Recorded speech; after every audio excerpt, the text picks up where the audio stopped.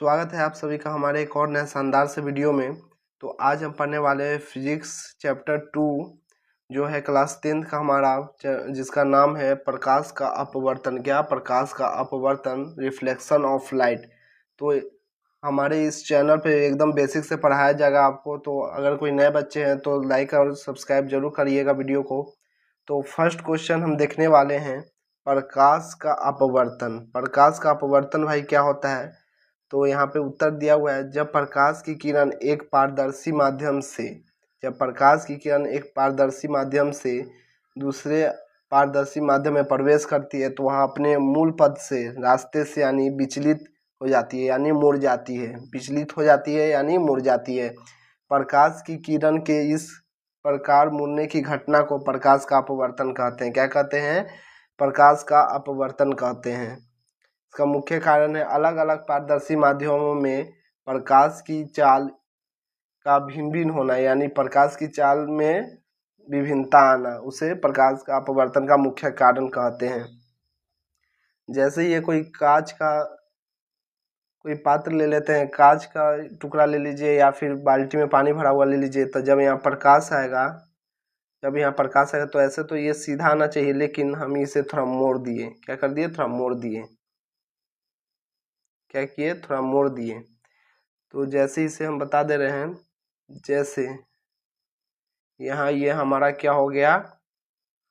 अपवर्तन कोण। क्या हो गया? अपवर्तन कोण। और ये हो गया परावर्तन कोण। अब तो पूरा क्लियर हो गया, ये परावर्तन कोण है। तो ये प्रकाश का अपवर्तन और ये परावर्तन हो जाएगा। बस यही से आया तो विचलित हो जा रहा है, अपने रास्ते से थोड़ा विचलित हो जा रहा है, यही प्रकाश का अपवर्तन है। अब हम नेक्स्ट क्वेश्चन देखेंगे। अब हमारा नेक्स्ट क्वेश्चन है, प्रकाश के अपवर्तन के कुछ उपयोग और दैनिक जीवन में उदाहरण लिखिए। तो इसी सब एग्जाम में से आता है और बिल्कुल आसान भाषा में इस चैनल पर पढ़ाया जाएगा। तो कोई भी बच्चे नए हैं तो इसे सब्सक्राइब कर लीजिए चैनल को। चलिए देखते हैं। दैनिक जीवन और विज्ञान में प्रकाश के अपवर्तन के मुख्य प्रभाव एवं उपयोग निम्नलिखित है। पानी में डूबे क्षण का टेढ़ी दिखना। पानी में डूबी क्षण का टेढ़ी दिखना मतलब पानी में जब क्षण है तो टेढ़ा दिखता है। जब कांच के गिलास में रखी पेंसिल या छड़ को देखा जाता है तो अपवर्तन के कारण वह मुड़ी हुई प्रतीत होती है। अभी हमने बताया था, अभी जस्ट हमने बताया था, ये कोई पात्र है, जैसे पानी से भरा हुआ बाल्टी लीजिए। जब यहाँ प्रकाश अपवर्तित होती है तो क्या करेगी? जब यहाँ से प्रकाश अपवर्तित होगी तो यहाँ पे जाके ऐसे थोड़ा मुड़ जाती है।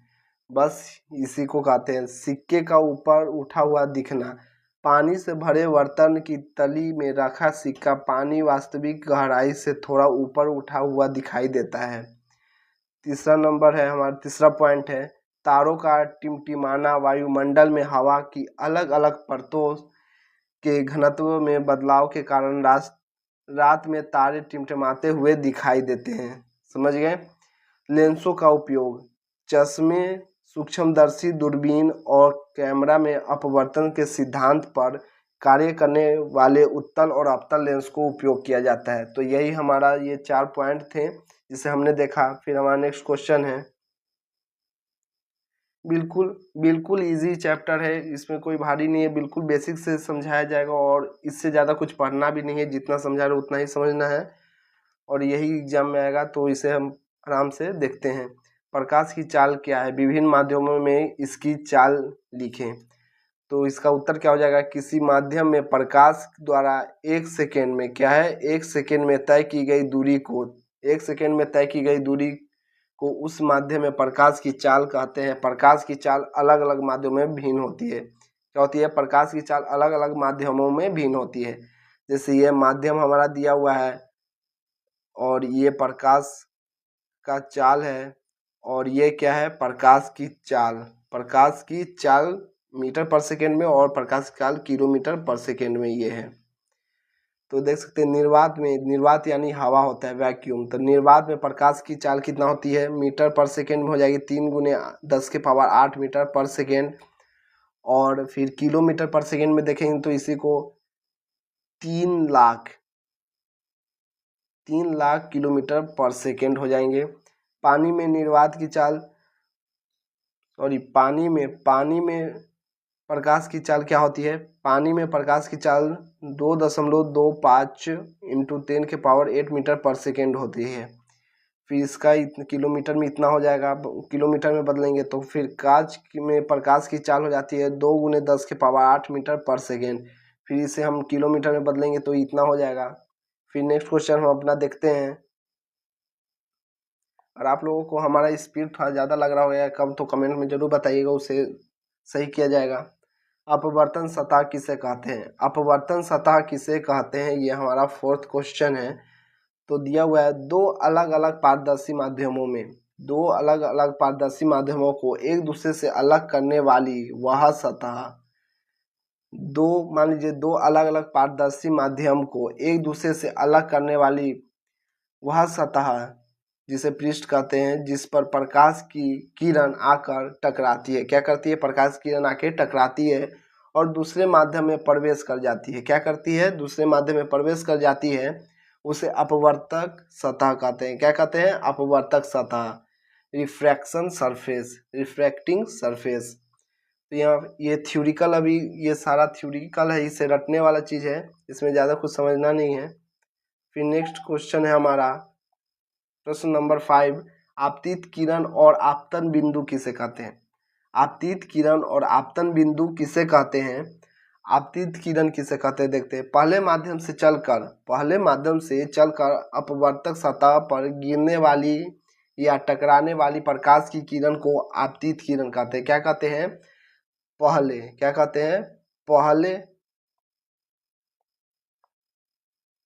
हैं? पहले माध्यम से चलकर अपवर्तक सतह पर गिरने या टकराने वाली प्रकाश की किरण को आपतित किरण कहते हैं। फिर हमारा नेक्स्ट क्वेश्चन है, आपतन बिंदु किसे कहते हैं? क्या कहते हैं? आपतन बिंदु किसे कहते हैं? तो हमने ये प्रकाश के परावर्तन में भी क्वेश्चन पढ़ा था, तो चलिए फिर से देख लेते हैं इसे। अपवर्तक सतह के जिस निश्चित बिंदु पर आपतित किरण आकर टकराती है, उस बिंदु को क्या कहते हैं? आपतन बिंदु कहते हैं। क्या कहते हैं? आपतन बिंदु कहते हैं। फिर हमारा प्रश्न 6 है, इसे देखते हैं। अपवर्तित किरण और अभिलंब किसे कहते हैं? अपवर्तित किरण और अभिलंब किसे कहते हैं? तो अपवर्तित किरण, ये सारे जो हम हैं प्रकाश के परावर्तन में भी पढ़े हैं और अपवर्तन में भी पढ़ना है। यही 2 चैप्टर है जिसमें हमें थोड़ा समझना होता है, उसके आगे सारा थ्योरिकल चैप्टर है। तो 10th में बहुत इजी से फिजिक्स हमारा कंप्लीट होगा। हाँ, अभी कौन सा महीना चल रहा है? तो अभी हमारा अगस्त स्टार्ट हो गया है। क्या हो गया? अगस्त स्टार्ट हो गया है। अगस्त स्टार्ट हो गया है, तो हमारे पास अभी भी बहुत समय और आराम से भी पढ़ेंगे तो फिजिक्स हमारा कंप्लीट होगा और बिल्कुल आसान भाषा में इसे ख़त्म किया जाएगा चैप्टर को हम साथ मिलकर। तो जैसे जैसे नए बच्चे हैं तो सब्सक्राइब कर लीजिएगा चैनल को। तो चलिए नेक्स्ट क्वेश्चन हम अपना देखते हैं। अपवर्तित किरण किसे कहते हैं? अपवर्तक सतह से टकराकर दूसरे माध्यम से मुड़कर प्रवेश करने वाली या जाने वाली प्रकाश की किरण अपवर्तित किरण कहते हैं। फिर अभिलंब किसे कहते हैं? अभिलंब अपवर्तक सतह के आपतन बिंदु पर खींचे गए लंब 90 डिग्री का कोण बनाने वाली रेखा जो होती है को अभिलंब कहते हैं। क्या कहते हैं? अभिलंब कहते हैं। इसके बारे में हम लोग आगे और डिटेल में पढ़ेंगे। अभी सिर्फ थ्योरी इसके बारे में जान लेते क्या है, फिर आगे हम लोग डायग्राम ये सब समझेंगे इसको आगे। तो प्रश्न 7 है हमारा, आपतन कोण और अपवर्तन कोण किसे कहते हैं? क्या आपतन कोण और अपवर्तन कोण किसे कहते हैं? तो पहला है हमारा आपतन कोण, एंगल ऑफ इंसिडेंस, जिसे आई से सूचित करते हैं। क्या कहते हैं? आई से सूचित करते हैं। आई से सूचित करते हैं। क्या करते हैं? आई से सूचित करते हैं। आपतित किरण और आपतन बिंदु पर खींचे गए अभिलंब के बीच बनने वाली कोण को आपतन कोण कहते हैं। क्या कहते हैं? आपतित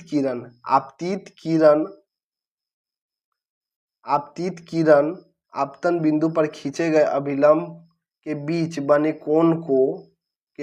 कोण को आपतन कोण कहते हैं।